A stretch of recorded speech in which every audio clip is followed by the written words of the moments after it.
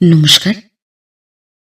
গল্প সঙ্গীত গল্পের আসরে সকল শ্রোতাবন্ধুকে স্বাগত জানাই। গল্প সঙ্গীত আজকের নিবেদন সাহিত্যিক উপেন্দ্রনাথ গঙ্গোপাধ্যায়ের লেখা গল্প অভিনয়।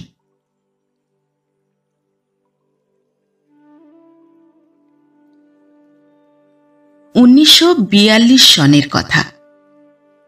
তখন সমারোহের সঙ্গে দ্বিতীয় বিশ্বযুদ্ধ চলেছে।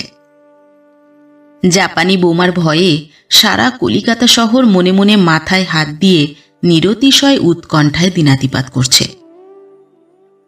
সেই সময়ে একদিন সন্ধ্যার পর প্রবীর কুমার রায় নামে একটি যুবক তার বন্ধু সুরেশের সন্ধানে বেনেটোলা লেনের এক মেসে এসে হাজির হল। তার দিন দুই আগে হাতিবাগানের বাজারের পাশে বোমা পড়েছে। সুরেশ মেসেই ছিল। হঠাৎ প্রবীরকে দেখে বিস্মিত হয়ে বললে, এ কি প্রবীর, এ সময় তুমি কলকাতায়? বোমার ভয়ে আমরা কলকাতা ছেড়ে ময়মনসিং পালাতে পারলে বাঁচি, আর তুমি কিনা ময়মনসিং থেকে কলকাতায় এসে হাজির হলে। প্রবীরের মুখে একটা নিষ্প্রভ হাসি ফুটে উঠল। বললে, ময়মনসিংহের চেয়েও দূরে যাওয়ার পথে আমি কলকাতায় এসেছি সুরেশ। তবে ময়মনসিং গেলে তোমরা বাঁচবে, কিন্তু আমি যেখানে যাবার চেষ্টায় আছি সেখানে যেতে হলে বাঁচা চলে না। সবিষয়ে সুরেশ জিজ্ঞাসা করলে, যুদ্ধে যাচ্ছ না কি হে? হাসি মুখে প্রবীর বললে, যুদ্ধেই বটে, তবে রণক্ষেত্রের যুদ্ধে নয়, জীবন যুদ্ধে। ভ্রু কুঞ্চিত করে সুরেশ বললে, হেঁয়ালির ভাষা ত্যাগ করে কি হয়েছে বলো দেখি। টিবি হয়েছে। চমকে উঠল সুরেশ। বললে, টিবি হয়েছে? কার টিবি হয়েছে? প্রবীর বললে, অবশ্য আমার। তোমার? সুরেশ হাসতে আরম্ভ করলে। স্মিত মুখে প্রবীর জিজ্ঞাসা করলে, হাসছ যে? সুরেশ বললে, হাসছি টিবির বাসাখানি দেখে। পরিপুষ্ট নধর মসৃণ, এমন বাসা বড়লোক ব্লাড প্রেশারের হলে মানায়, গরিব টিবির এরকম বাসা হয় না। প্রবীর বললে, তা হয় সুরেশ, বাঘের ঘরে ঘোগের বাসা অসম্ভব নয়। ভবনদীর পরপারে আমাকে পৌঁছে দেবার জন্যে যারা আমার ফুসফুসের মধ্যে তৎপর হয়েছেন, এখন তাদের উদ্যোগ পর্ব। এখন তারা নিজেদের মধ্যে ঘাঁটি বাঁধতে ব্যস্ত। সে কার্য শেষ হলে ধ্বংসের কার্যে প্রবৃত্ত হবেন। তখন দিন দিন এই বপু তনুতে পরিণত হতে থাকবে। যে বাসার কথা বলছিলে, তার কাঠে ধরবে ঘুণ, চুনবালিতে নোনা। তার এলামটির চাঁপা ফুলের রং দেখতে দেখতে ফ্যাকাশে মেরে আসবে। বলে হাসতে লাগলো। প্রবীরের কথা শুনতে শুনতে সুরেশ ঈষৎ চিন্তিত হয়ে পড়েছিল। প্রবীর তার বাল্যবন্ধু, এক গ্রামবাসী। উভয়ে একসঙ্গে প্রবেশিকা পরীক্ষায় উত্তীর্ণ হয়ে কলিকাতায় এক বাসায় বাস করে লেখাপড়া শেষ করে। এমএ পাশ করে সুরেশ মোটা মাহিনায় একটা সওদাগরি অফিসে চাকরি করছে। প্রবীর এমএসসি পাশ করে দেশ সেবার একটা প্রবল আকাঙ্ক্ষা আর কল্পনা নিয়ে গ্রামে ফিরে গেছে। চাকরি সে করবে না, জমিদারি চালাবারও বিশেষ ইচ্ছা তার নেই। সুবিধা মতো দাম পেলে জমিদারি বিক্রয় করে দেবে। তার মনের একমাত্র বাসনা গাছপালা, জড়িবুটি, ফলমূল, অম্লক্ষার প্রভৃতির মধ্য দিয়ে জননী ধরিত্রী যে অপরিমিত কল্যাণ দান করবার জন্য সতত উদ্যত হস্ত, পরিপূর্ণভাবে তা গ্রহণ করবার জন্য গ্রামের পাশে এক বিরাট ভেষজ কারখানা প্রতিষ্ঠিত করবে। এই কারখানায় যে সকল রাসায়নিক সামগ্রী প্রস্তুত হবে তা বাংলাদেশের চাহিদা মিটিয়ে সারা ভারতবর্ষে এমনকি সারা পৃথিবীতে ছড়িয়ে পড়বে। এ যদি সে করতে পারে তবেই তার রসায়ন শাস্ত্রে এমএসসি পাশ করা সার্থক, অন্যথা ভস্যে ঘি ঢালা হবে। সুরেশ জানে প্রবীর বাজে কথা বলবার মানুষ নয়, অকারণ ভয় পাওয়ার মতো দুর্বলতাও তার নেই। তাই তার কথায় ঈষৎ চিন্তিত হয়ে জিজ্ঞাসা করলে, কে বললে তোমাকে তোমার টিবি হয়েছে? স্মিত মুখে প্রবীর বললে, দুজন। প্রথমত আমার অনুমান শক্তি, দ্বিতীয়ত কানাই ডাক্তার। হেসে উঠে সুরেশ বললে, তোমার অনুমান শক্তি? তুমি একজন ডাক্তার নাকি প্রবীর? প্রবীর বললে, মেডিকেল কলেজের ডিপ্লোমা পাওয়া ডাক্তার নই, কিন্তু বিধাতার হাত থেকে রোগ নির্ণয়ের ক্ষমতা পাওয়া ডাক্তার। সে কথার প্রমাণ অনেকবারই দিয়েছি, কিন্তু আমার কথা না হয় বাদই দিলাম। কানাই ডাক্তার তো এমবি পাশ করা ডাক্তার। আমার পূর্ব ইতিহাস আর রোগের লক্ষণ শুনে বহুক্ষণ ধরে আমাকে পরীক্ষা করে দেখে তার আর বিশেষ কিছু সন্দেহ নেই। তবে সে বলে একেবারে সূত্রপাত। সুরেশ জিজ্ঞাসা করলে, পূর্ব ইতিহাস কি তোমার? প্রবীর বললে, আমার বড় মাসিমার ছোট জামাই হরিপদর বাড়াবাড়ি অসুখ শুনে দেখতে গিয়েছিলাম। আমার মাস্তুতো বোন প্রতিভা আমাকে যাবার জন্য কান্নাকাটি করে লিখেছিল। শুনেছিলাম হরিপদ অনেকদিন ধরে কালাজ্বরে ভুগছে। গিয়ে দেখি কালাজ্বর নয়, যক্ষা। প্রতিদিন ঝলকে ঝলকে রক্ত উঠছে। কবিরাজকে জিজ্ঞাসা করাতে কবিরাজ বললে, অনেক আগে কালাজ্বর বলে সন্দেহ হয়েছিল, গত 6 মাস যক্ষার চিকিৎসা চলছে। আমার যাবার দিন 7 পরে হরিপদ মারা গেল।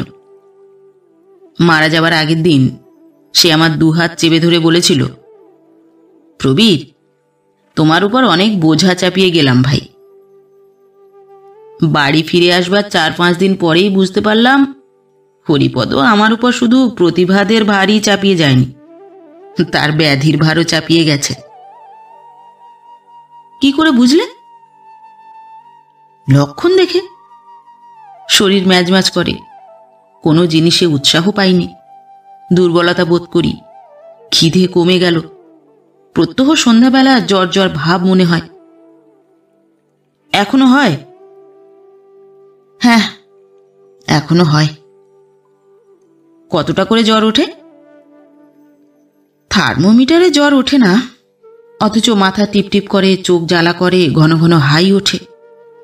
ওকেই তো বলে সর্বনেশে চোরা জ্বর, যা ভেতরে ভেতরে শরীরকে খাক করে দেয়। গয়েরের সঙ্গে কখনো রক্ত টক্ত দেখতে পেয়েছিলে? তা পাইনি, তবে গয়েরে আমি রক্তের গন্ধ পাই সুরেশ। গম্ভীর মুখে সুরেশ বললে, ও রক্তর গন্ধ নয়, তবে ভয়ের গন্ধ। হো হো করে প্রবীর উচ্চস্বরে হেসে উঠল, বললে, ও ভয়ে কম্পিত নয় বীরের হৃদয়। তবে এ কথা স্বীকার করতেই হবে, পরীক্ষা করে দেখার পর কানাই ডাক্তার যখন 15 আনা সন্দেহ প্রকাশ করলে, তখন বাকি 1 আনাকে সান্ত্বনার 1 আনা মনে করে মনটা একটু বিচলিত হয়ে উঠেছিল। যখন মনে হলো অবিলম্বে ছেড়ে যেতে হবে এই 22 বছরের যৌবনোচ্ছল স্বপ্নভরা জীবন, এই দুঃখময় বাংলাদেশ আর দুঃখের নাগপাশ থেকে তাকে মুক্ত করবার দুর্বার সংকল্প, এই আকাশ বাতাস গন্ধ গান ভরা পৃথিবী। সুরেশ যোগ করে বললে, আর? স্মিত মুখে প্রবীর বললে, হ্যাঁ, আর। তখন অকস্মাৎ এমন একটা অভিজ্ঞতা অর্জন করলাম যা সত্যিই অদ্ভুত। চন্দ্র সূর্য ছাড়া আর একটা উজ্জ্বল জ্যোতিষ্ক, যে আমাদের অগোচরে পৃথিবীর কোনো এক জায়গায় জ্বলে। আগে তা জানতাম না। ফস করে কে সেটা নিভিয়ে দিলে। শুধু চতুর্দিকই নয়, চন্দ্র সূর্য পর্যন্ত ঝাপসা হয়ে গেল। কিন্তু বেশিক্ষণের জন্য নয়। পরদিন সকালে ঘুম ভাঙবার পর চাঙ্গা হয়ে উঠলাম। মরতে যদি একান্তই হয় তো হাসি মুখে বীরের মতো মরাই ভালো। ভাবলাম ময়মনসিংহ শহরে গিয়ে কোনো ভালো ডাক্তারের পরামর্শ নিই। কানাই ডাক্তার বললে কোনো লাভ হবে না তাতে। সে ডাক্তারের পরামর্শের উপর নির্ভর করে নিশ্চিত থাকা চলবে না। শেষ পর্যন্ত কলকাতায় যেতেই হবে। সুতরাং অনর্থক সময় নষ্ট না করে অবিলম্বে কলকাতায় গিয়ে ব্যবস্থা অবলম্বন করাই বিধেয়। সুরেশ জিজ্ঞাসা করলে, কি ব্যবস্থা অবলম্বন করবে এখানে? কলিকাতার কয়েকজন শ্রেষ্ঠ চিকিৎসকের নাম করে প্রবীর বললে, এঁরা যা বিধান দেবেন বিধিমতে তা পালন করব। যদি কোনো যক্ষ্মা নিবাসে গিয়ে চিকিৎসা করাতে বলেন তাহলে অবিলম্বে সেখানে চলে যাব। অর্থাৎ একজন অনেস্ট সোলজারের মতো একটা গুড ফাইট দেব। তাতেও যদি পরাজিত হই, হাসি মুখে যমরাজের সঙ্গে শেক হ্যান্ড করব। বলে হাসতে লাগল। লক্ষ্মীবাবু, সুরেশের ঘরটি ডবল শয্যার ঘর। কামরার অপর প্রান্তে তক্তপোষের উপর আপাদমস্তক গায়ের কাপড়ে আবৃত হয়ে প্রবীরের অগোচরে একটি লোক শুয়েছিল। সেই লক্ষ্মীনারায়ণ। গায়ের কাপড়ের ভিতর থেকে সে উত্তর দিলে, বলুন। জেগে আছেন?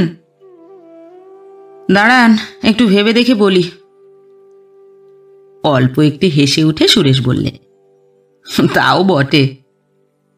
প্রবীর নামে আমার এক বন্ধু এসেছে। তা বুঝেছি।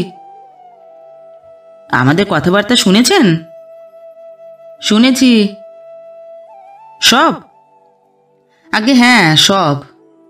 জাপানি বোমা থেকে আরম্ভ করে যক্ষ্মা নিবাস পর্যন্ত। এবার সুরেশ ও প্রবীর উভয়ই হেসে উঠল। সুরেশ বললে, এ বিষয়ে আপনি কি বলেন?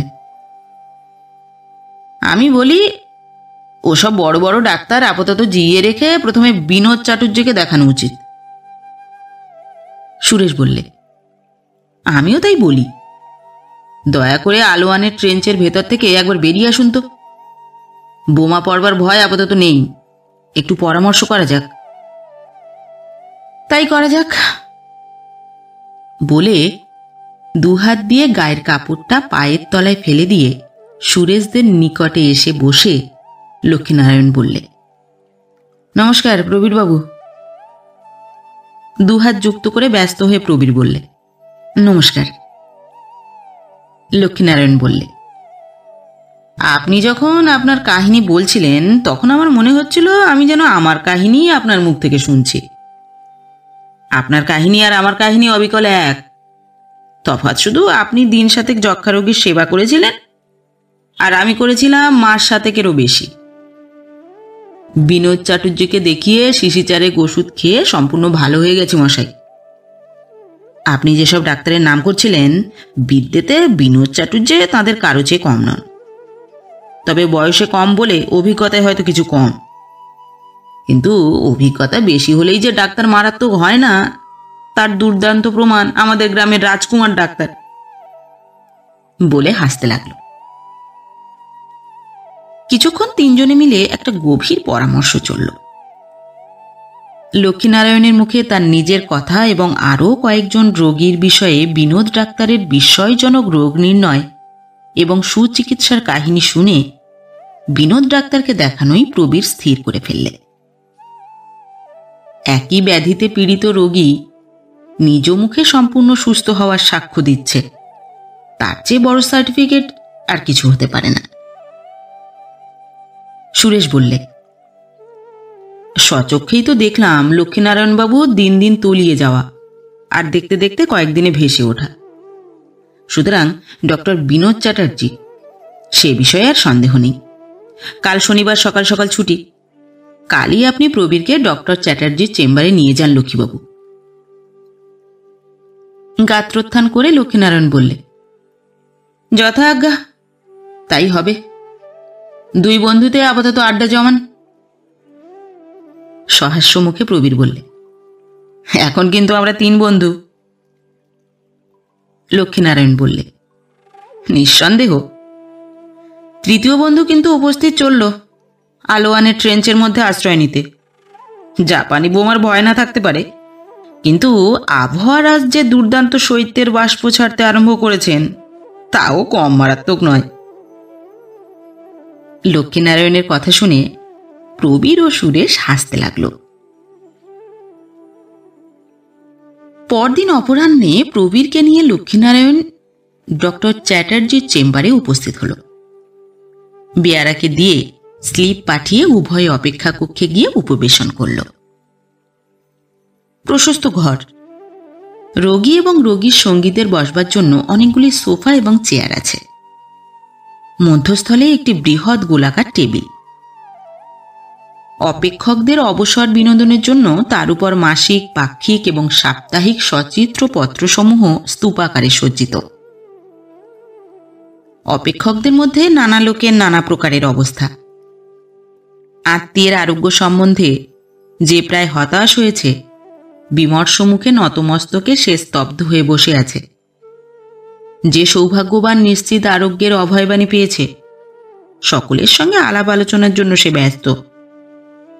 যুদ্ধে জাপানের জয় পরাজয় সম্বন্ধে একটা সুনির্দিষ্ট অভিমত শোনাবার ব্যগ্রতা তার আছে।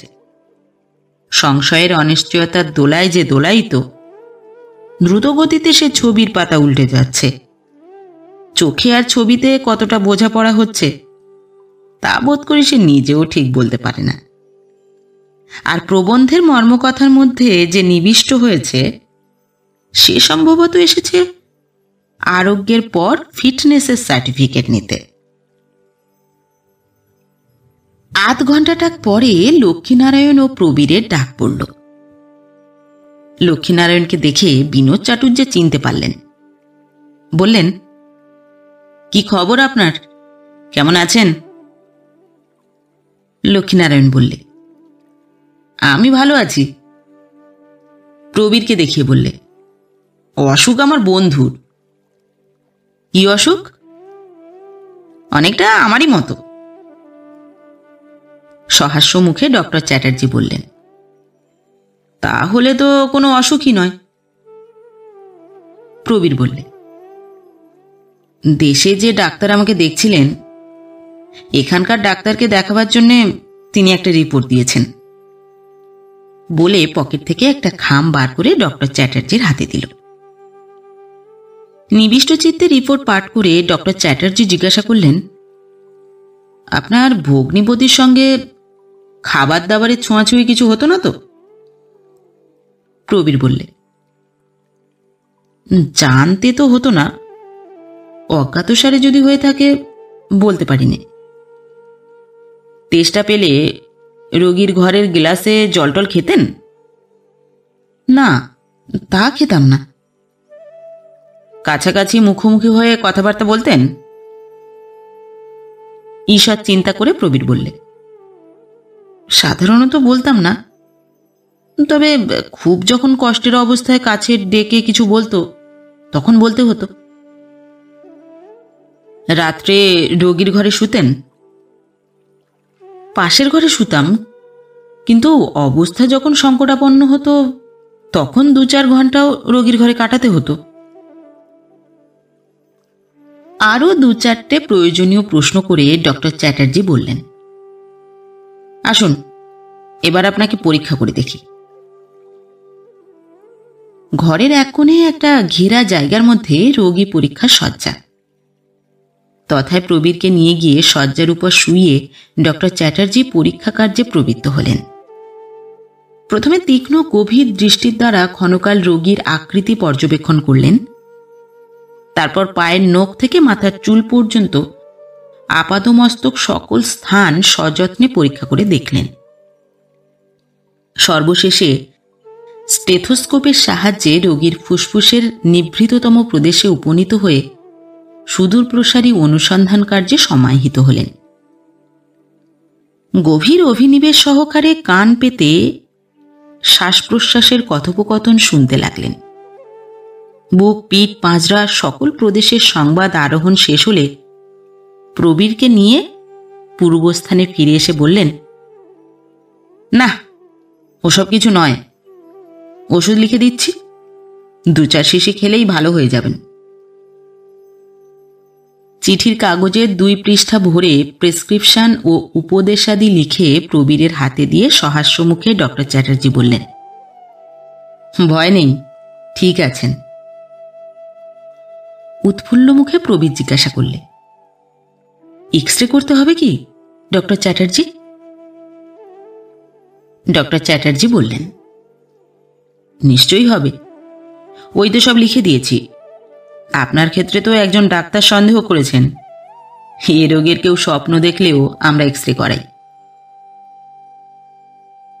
প্রয়োজনীয় কথাবার্তা শেষ করে ডাক্তারকে দক্ষিণা দিয়ে প্রবীর ও লক্ষ্মীনারায়ণ প্রস্থান করলেন। দিন 6 পরে প্রবীর একাই ডক্টর চ্যাটার্জির চেম্বারে এসে উপস্থিত হল। প্রবীরকে দেখে ডক্টর চ্যাটার্জি জিজ্ঞাসা করলেন, কেমন আছেন? প্রফুল্ল মুখে প্রবীর বললে, ভালো আছি। এক্স রে তো করিয়েছেন দেখছি। হাতের বৃহৎ খাম থেকে এক্স রে প্লেট বার করতে করতে প্রবীর বললে, আগে হ্যাঁ, করিয়েছি। তাঁরা বললেন কোথাও কিছু চিহ্ন নেই, দেখবেন তো আপনি? স্মিত মুখে ডক্টর চ্যাটার্জি বললেন, খরচপত্র করে করালেন, একবার দেখতে হবে বই কি। তারপর এক্স রে প্লেটখানা কিছুক্ষণ পরীক্ষা করে দেখে প্রবীরের হাতে প্রত্যর্পণ করে বললেন, তবে আর কি, এখন নিশ্চিন্ত হয়ে দেশে ফিরে যান। দেহে একটু শক্তির সামর্থ্য পেয়েছেন তো? তা পেয়েছি। সহাস্য মুখে বিনোদ ডাক্তার বললেন, এক্স রে প্লেট পাওয়ার পর থেকে? ব্যগ্র কণ্ঠে প্রবীর বললে, আগে না, তার আগে থেকেই, আপনার অভিমত পাওয়ার পর থেকে। ডক্টর চ্যাটার্জি বলুন। দেশ থেকে আপনাকে 1-8খানা চিঠি লিখবার দরকার হতে পারে হয়তো। কিসের জন্যে? যদি কোনো উপদেশ অথবা পরামর্শ নেবার দরকার ঘটে, তা লিখবেন। আপনার সময় অতিশয় মূল্যবান, চিঠির উত্তর দিতে সে সময়ের খানিকটা অপব্যয় নিশ্চয়ই হবে, সেজন্য ক্ষতিপূরণ স্বরূপ যৎসামান্য আপনার কাছে রেখে যাচ্ছি। বলে কুণ্ঠিতভাবে প্রবীর একখানা 100 টাকার নোট টেবিলের উপর দিয়ে ডক্টর চ্যাটার্জির সম্মুখে চালিয়ে দিলে। যে পথে নোটখানা এসেছিল ঠিক সেই পথে তাকে ফিরিয়ে দিয়ে হাসতে হাসতে ডক্টর চ্যাটার্জি বললেন, ফিজ নিই, বকশিস নিই না। ব্যগ্র অপ্রস্তুত কণ্ঠে প্রবীর বললে, না না ডক্টর চ্যাটার্জি, আমি তেমন কিছু নিশ্চয়ই মিন করিনি, তেমন কোনো উদ্দেশ্য আমার ছিল না। তেমনই হাসতে হাসতে ডক্টর চ্যাটার্জি বললেন, ঠিক আছে, দরকার পড়লে চিঠি লিখবেন। আপনার বিয়ে হয়েছে প্রবীরবাবু? স্মিত মুখে প্রবীর বললে, আগে না, হয়নি। দেশে ফিরে গিয়ে ঘটক লাগান, বিয়ে করুন।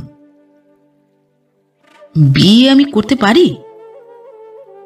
নিশ্চয়ই পারেন, না পারবার মতো কোনো অপরাধ তো আপনি করেননি। সহসা প্রবীরের চোখের সম্মুখে ধরিত্রী পুনরায় নূতন আলোক, নূতন গীতি, নূতন গন্ধ, নূতন অনুভূতি নিয়ে উদ্ভাসিত হয়ে উঠল।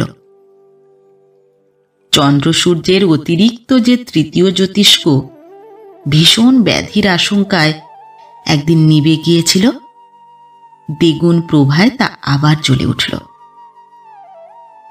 অমিয়া, তবে আর কি, তোমার আমার মিলনের পথে আর কোনো বাধা রইল না। তোমার দুর্বার প্রেম নিষ্ফল হবার নয়, সেই প্রেমেরই কল্যাণে দুঃসহ সংশয়ের হাত থেকে মুক্তি লাভ করেছি। বাড়ি ফিরবেন কবে? ডক্টর চ্যাটার্জির কণ্ঠস্বরে প্রবীর ক্ষণকালের চিন্তা স্বপ্ন থেকে জাগ্রত হয়ে উঠল। বললে, গিরিডিতে আমার এক মামা থাকেন, আমাকে যাবার জন্য বিশেষ করে লিখেছেন। এত কাছাকাছি যখন এসে পড়েছি, ভাবছি দিন 10-15 সেখানে কাটিয়ে যাই। অন্য পরিবারের মধ্যে বাস করায় আমার পক্ষে আর কোনো আপত্তি নেই তো ডক্টর চ্যাটার্জি? ডক্টর চ্যাটার্জি বললেন, কিছু মাত্র না। ডক্টর চ্যাটার্জিকে ফিজ এবং সকৃতজ্ঞ ধন্যবাদ দিয়ে প্রসন্ন অন্তঃকরণে প্রবীর প্রস্থান করলে। 10-15 দিনে গিরিডি থেকে ফেরা হয়ে উঠল না। মাসের শেষের দিকে একদিন প্রবীর নিজ গ্রামে প্রত্যাবর্তন করলে। গৃহে পৌঁছে সে অবগত হল, কাশীধামে কানাই ডাক্তারের মায়ের মৃত্যু হওয়ায় কানাই কাশী গেছে। তথায় শ্রাদ্ধাদি সমাপন করে তারপর দেশে ফিরবে। সন্ধ্যার পর প্রবীর উৎফুল্ল হৃদয়ে অমিয়াদের গৃহাভিমুখে রওনা হল। কানাই ডাক্তার ছাড়া একমাত্র অমিয়াই তার অসুখের কথা জানে। কলিকাতা রওনা হওয়ার আগের দিন প্রবীর এই দুঃসংবাদ তাকে জানায়। শুনে অচিন্তিত বিপদের উৎকট আতঙ্ক ও নৈরাশ্যে অমিয়া একেবারে ভেঙে পড়েছিল। আজকের শুভ সংবাদে অমিয়ার সেই দুশ্চিন্তামলিন মুখ আবার কিরূপ উৎফুল্ল হয়ে উঠবে, সেই কথা ভাবতে ভাবতে প্রবীর পথ চলছিল। একই গ্রামে বাস বলে বাল্যকাল হতেই অমিয়ার সহিত তার পরিচয়। উভয়ের কলিকাতায় অধ্যয়নকালে এই পরিচয় ক্রমশ অন্তরঙ্গতায় এবং অন্তরঙ্গতা থেকে শেষ পর্যন্ত সুগভীর প্রেমে পরিণতি লাভ করে।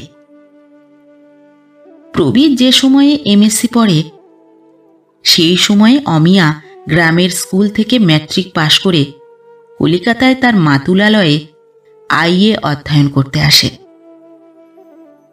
রূপে গুণে অর্থে বিদ্যায় চরিত্রে প্রবীরের মতো দুর্লভ পাত্রের সহিত অমিয়ার বিবাহ শুধু বাঞ্ছনীয়ই নয়, পরন্তু সুনিশ্চিত ব্যাপার জানা থাকায় অমিয়ার মামার বাড়িতে উভয়ের মেলামেশার সুযোগ হতে পেরেছিল অবাধ। কিন্তু গোল বেঁধেছিল একটু এই মাতুলালয়েই কমলা নামে একটি পরমা সুন্দরী এবং সপ্রতিভ মেয়েকে নিয়ে। অমিয়ার এক মামাতো বোনের সে ছিল সহপাঠিনী। সর্বদাই সে এই গৃহে বেড়াতে আসত এবং দৈবযোগে 11 দিন প্রবীরের সঙ্গে দেখা সাক্ষাৎও হয়ে যেত। এই দৈবযোগের আবর্তন ক্রমশ এরূপ অবিলম্বিত হতে লাগল যে এর মধ্যে মানুষের ইচ্ছাযোগের অস্তিত্বও সন্দেহ করলে বিশেষ কিছু অন্যায় হয় না। দেখা সাক্ষাতের আনুকূল্যে পরিচয়ও হয়ে চলল ঘনিষ্ঠ থেকে ঘনিষ্ঠতর। পরিচয় স্থাপন করবার বিষয়ে কমলা মেয়েটির শুধু যে একটা সহজ দক্ষতা ছিল তাই নয়, বর্তমান ক্ষেত্রে সে একটা বিশেষ সুযোগও খুঁজে পেয়েছিল। সে ছিল আইএসসি ক্লাসের 2য় শ্রেণীর ছাত্রী। সুতরাং একজন প্রথম শ্রেণীর আর্টসের ছাত্রীকে পিছনে ফেলে রেখে এমএসসি ক্লাসের বিজ্ঞানের ছাত্রীর সঙ্গে সে অবলীলাক্রমে আলাপ জমাত। তার আচরণের দ্বারা প্রকাশ পেত বিজ্ঞানের ছাত্রী হিসেবে প্রবীরের উপর তার একটা অগ্রাধিকার থাকা স্বাভাবিক। কমলার এইরূপ প্রবল আবির্ভাবের দাপটে অমিয়া সন্ত্রস্ত হয়ে উঠেছিল। তার অন্তঃকরণ অনুদার ছিল না, কিন্তু প্রণয়ের ক্ষেত্রে ঔদার্যেরও কোনো অর্থ হয় না। দিনে দিনে কমলার প্রতি তার মন বিরূপ হয়ে উঠছিল, কিন্তু মনের এই অনতি উগ্র বৈরূপ্য সহসা সেদিন তিক্ত বিদ্বেষে পরিণত হয়েছিল যেদিন সে প্রথম জানতে পারে প্রবীরের সঙ্গে কমলার বিবাহ প্রস্তাবের কথা। সেদিন শান্ত ভালো মানুষ অমিয়া তার মনের স্থৈর্য ধরে রাখতে পারেনি। আশ্বাস দিয়ে প্রবীর তাকে বলেছিল, ভয় পাও কেন অমিয়া? সত্যি সত্যি যে তুমি আমার স্ত্রী। শুধু মন্ত্রপাঠ করিনি বলেই সে বিশ্বাস হারাও কেন? এই আশ্বাসে অমিয়ার মনের সন্ত্রাস হয়তো খানিকটা অপসৃত হয়েছিল, কিন্তু বিদ্বেষ এত সহজে যায় না। অমিয়াদের গৃহে পৌঁছে প্রবীরের প্রথম দেখা হলো অমিয়ার মা সুরবালার সহিত। প্রবীরকে দেখে সাদরে তাকে আহ্বান করে সুরবালা বললেন, কবে এলে বাবা মামার বাড়ি থেকে? সে কথার উত্তর দিয়ে প্রবীর বললে, মেসোমশাই কোথায় মাসিমা? সুরবালা বললেন, তিনি নন্দীপুরে গিয়েছেন। আজই ফিরবেন তো? হ্যাঁ, আজই ফিরবেন, তবে বেশি রাত হতে পারে। অমিয়া কোথায়? সুরবালা বললেন, তুমি মাঝের ঘরে গিয়ে বসো, আমি অমিয়াকে ডেকে দিচ্ছি। মাঝের ঘরে প্রবেশ করে একটা চেয়ারে বসে প্রবীর একখানা ছবির বই নিয়ে পাতা উল্টাচ্ছে। এমন সময় অমিয়া প্রবেশ করলে। প্রবীরের কাছে এসে নত হয়ে করজোড়ে প্রণাম করে একটা চেয়ারে বসে জিজ্ঞাসা করলে, কবে এলে প্রবীরদা? সহাস্য মুখে প্রবীর বললে, কাল সন্ধ্যায়। দুঃসংবাদ দিয়ে গিয়েছিলাম অমিয়া, সুসংবাদ এনেছি তোমার জন্যে। অমিয়ার মুখ প্রদীপ্ত হয়ে উঠল। সুসংবাদ এনেছ? তাহলে ওসব কিছু নয় তো? একেবারে কিছু নয়। মস্ত বড় ডাক্তার বিনোদ চাটুর্যে পুঙ্খানুপুঙ্খভাবে পরীক্ষা করে তিনি বলেছেন ফুসফুস একেবারে নির্দোষ। এক্সরে করিয়েও তাই প্রতিপন্ন হয়েছে। তোমারই পুণ্যে অত বড় সাংঘাতিক রোগের হাত থেকে পরিত্রাণ পেয়েছি অমিয়া। প্রফুল্ল মুখে অমিয়া বললে, বাঁচা গেল। তারপর দুহাত যুক্ত করে ঈষৎ নতমস্তকে প্রবীরের অলক্ষিতে কি একটা করলে, হয়তো প্রণামই করলে কোনো ঠাকুর দেবতার উদ্দেশ্যে। স্মিত মুখে প্রবীর বললে, বিনোদ ডাক্তার কি বলছিলেন যেন অমিয়া? বলছিলেন দেশে ফিরে গিয়ে ঘটক লাগিয়ে বিয়ে করুন। মনে মনে উত্তর দিয়েছিলাম, স্বয়ং বিধাতা পুরুষ ঘটক হয়ে যার বিয়ে দিয়েছেন, সে আবার ঘটক লাগাবে কেন? বলে উচ্চস্বরে হেসে উঠল। অমিয়া? জিজ্ঞাসু নেত্রে অমিয়া প্রবীরের প্রতি দৃষ্টিপাত করলে। এবার তাহলে চলো। কোথায়? আমাদের বাড়ি। মৃদু হাস্যের একটা ক্ষীণ আভা অমিয়ার অধর প্রান্তে দেখা দিল। বললে, বিয়ের কথা বলছো প্রবীরদা? ব্যগ্র কণ্ঠে প্রবীর বললে, অতি অবশ্য বলছি। আজই মাসিমার সঙ্গে কথা বলে বিয়ের দিন স্থির করে যাব।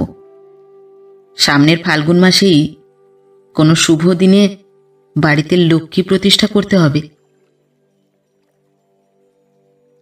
এক মুহূর্ত নীরবে কি চিন্তা করে অমিয়া বললে, আমি বলি প্রবীরদা, বিয়ে এখন কিছুদিন থাক। বিস্মিত কণ্ঠে প্রবীর বললে, কেন? নিমেষের জন্য প্রবীরের প্রতি দৃষ্টিপাত করে অমিয়া বললে, রোগটা তো বিশ্রী প্রবীরদা। এ রোগে বিয়ে। অমিয়ার বাক্যের শেষ পর্যন্ত অপেক্ষা না করে অধীরোচ্ছ্বসিত কণ্ঠে প্রবীর বললে, রোগ তো বিশ্রী নিশ্চয়ই, কিন্তু রোগ কোথায় অমিয়া?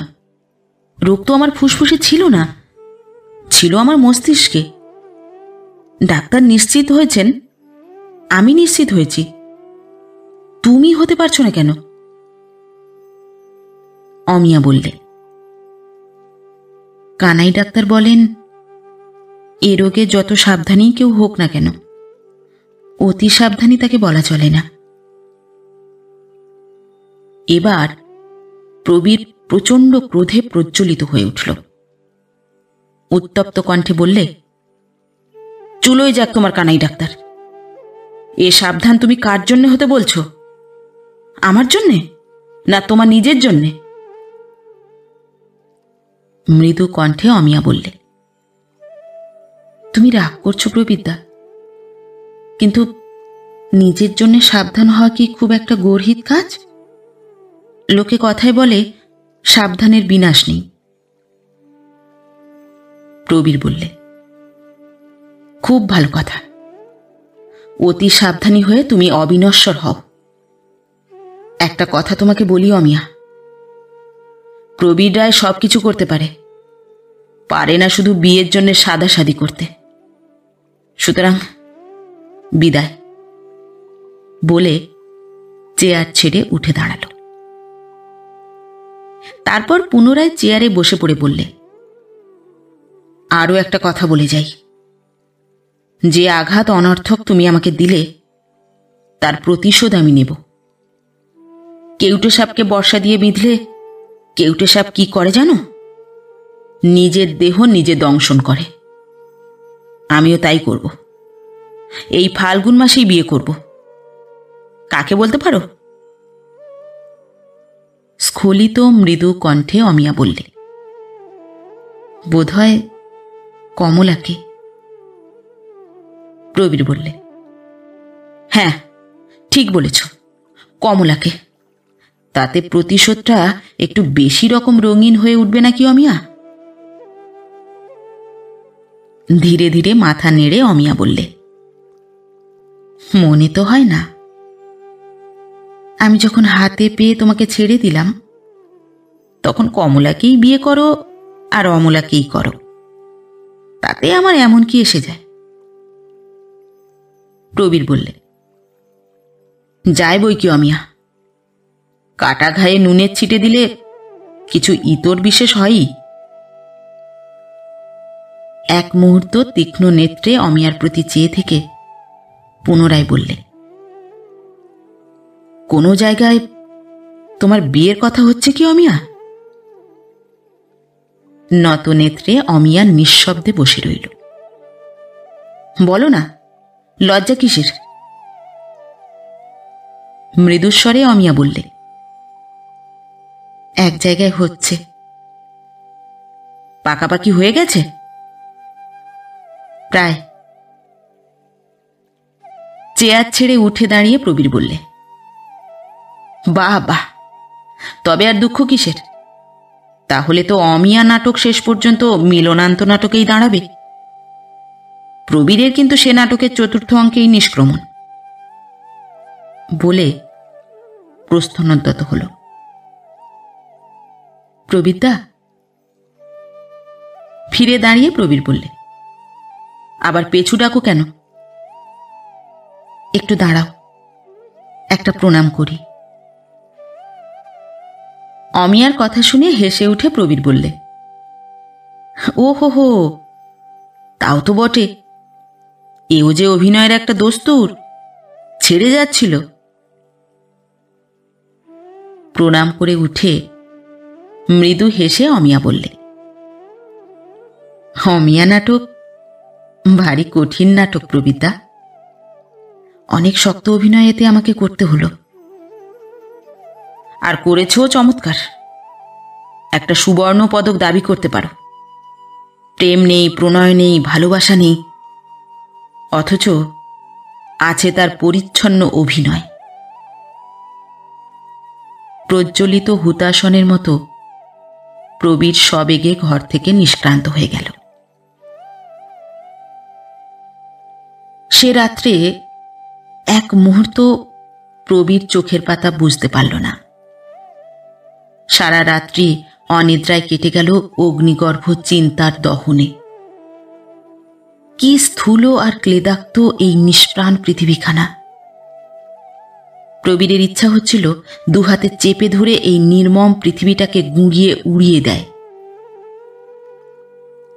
সহসা এক সময়ে মনে পড়ে গেল কমলাকে। ঘন লালসার মতো একটা কোনো আঠালো বস্তু তার মনকে অধিকার করে বসল। অধীরোদ্যত হৃদয়ের মধ্যে চপল সুরে ধ্বনিত হতে লাগল, এসো এসো কমলা, তোমার দেহ আর রূপ নিয়ে এসো। মন কিন্তু সযত্নে আবৃত করে রেখো রূপের সুবর্ণ পেটিকার মধ্যে।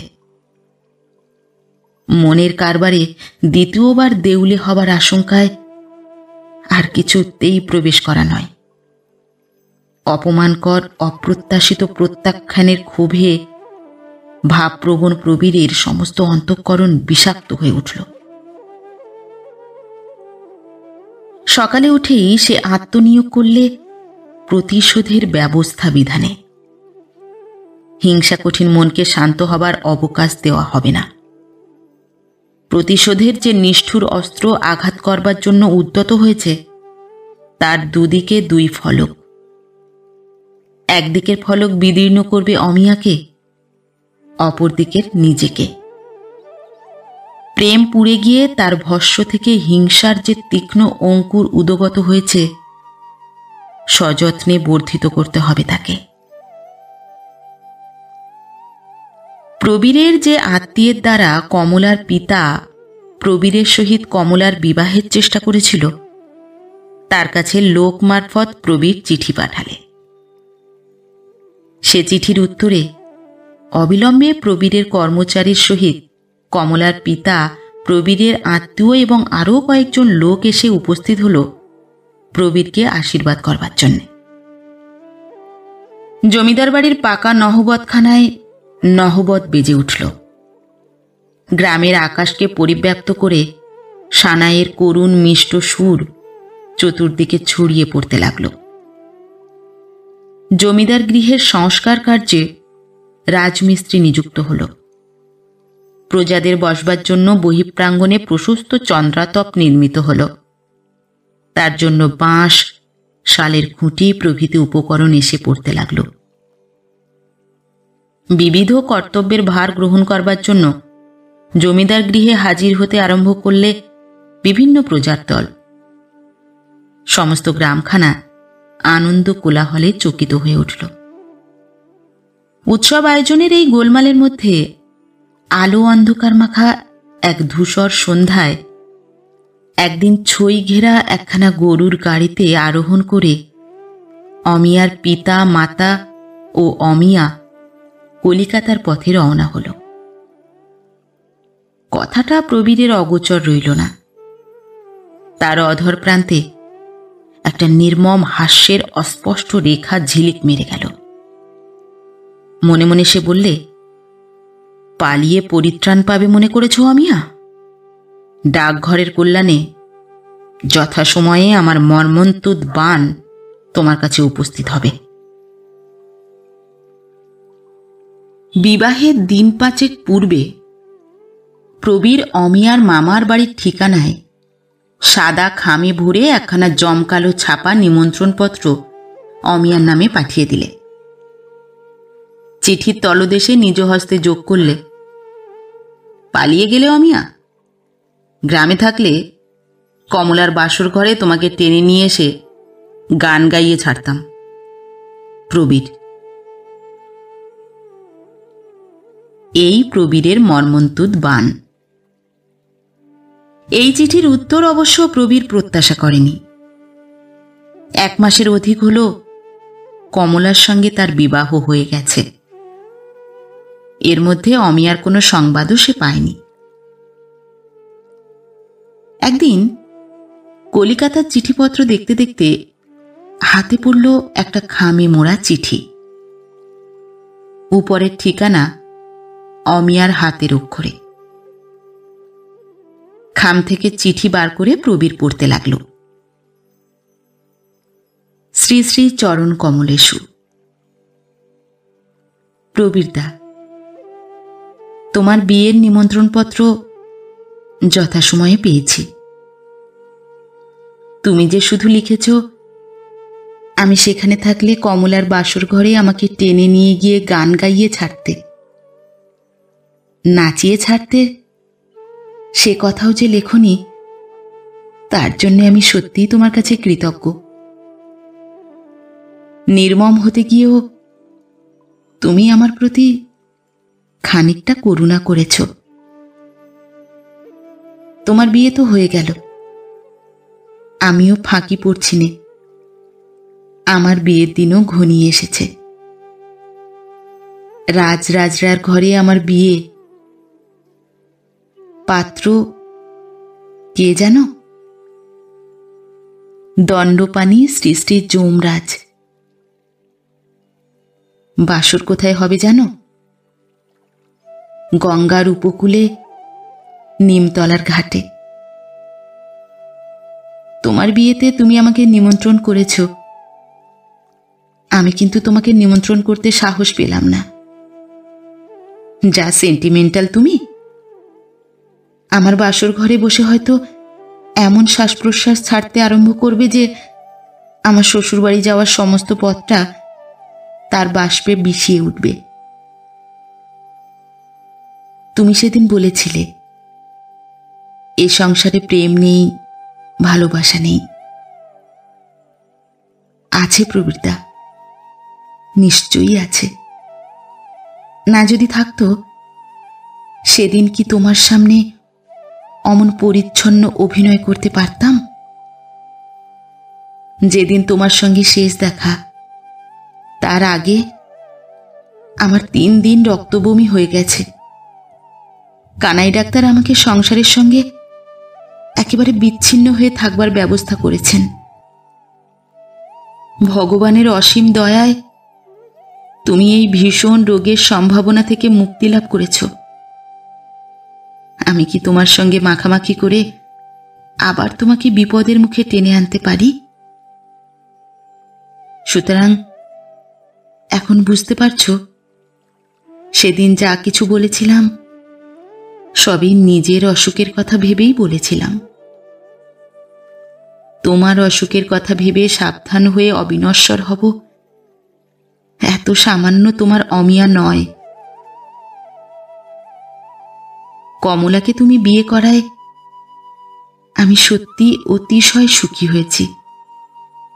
এর দ্বারা আমার প্রতি তোমার গভীর প্রেমের মাপ জানতে পেরেছি। কমলার পরিবর্তে যদি অন্য কোনো মেয়েকে বিয়ে করতে, তাহলে ভারী গলে পড়ে যেতাম। এ আমার অন্তরের কথা। মনে যেন ভেবো না যাবার সময় চিঠিতে অমিয়া আর একটা অভিনয় করে গেল। এ জন্মে তোমাকে পেলাম না, পরজন্মে যেন পাই, এরকম নাটুকেপনার আবদার তোমার কাছে করলাম না। এ জন্মেই তোমাকে পেয়েছি, তাই আমার এ জন্মের দেবতার পদে প্রণাম জানিয়ে যাচ্ছি। লাবণ্য দিদি আমার অনুরোধ মতো এ চিঠিখানা মৃত্যুর পরদিন ডাকে ফেলবেন। সুতরাং তুমি যখন আমার এই চিঠি পাবে, তখন আমি ইহলোকের কেউ নই। আমার শেষ অনুরোধ, এ চিঠিখানা পড়ে ছিঁড়ে ফেলে কার্বলিক সাবান দিয়ে বেশ করে দুহাত ধুয়ে ফেলো। ইতি তোমার অমিয়া। প্রবীরের জীবনে চন্দ্র সূর্যের অতিরিক্ত তৃতীয় জ্যোতিষ্ক আবার একবার নিভে গেল।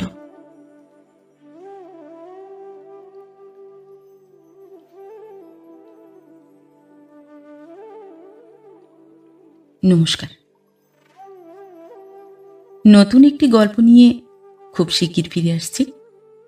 ততক্ষণ সবাই ভালো থাকবেন, সুস্থ থাকবেন। গল্প পাঠ কেমন লাগলো অবশ্যই কমেন্ট করে জানাবেন, এবং ভিন্ন ভিন্ন স্বাদের অডিও স্টোরি শোনার জন্য অবশ্যই চ্যানেলটি সাবস্ক্রাইব করবেন। ধন্যবাদ।